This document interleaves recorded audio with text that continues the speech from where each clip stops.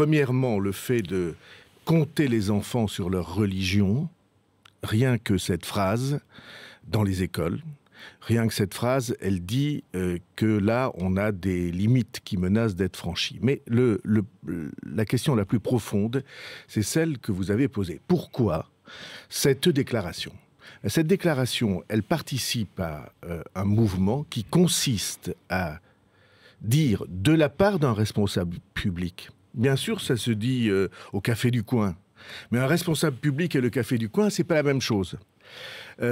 Ça consiste à soutenir l'idée que le problème de la France, c'est l'islam. Que le problème de la France, c'est les autres, c'est les étrangers.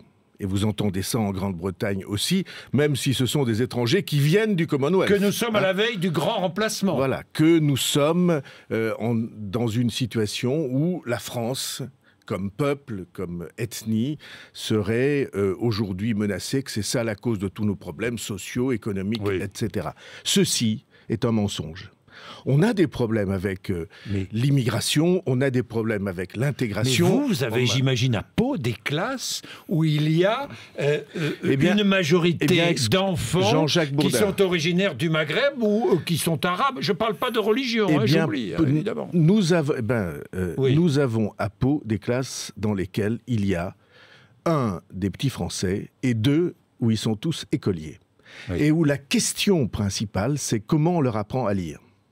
La question principale, c'est quelle est la tâche et la mission de l'école.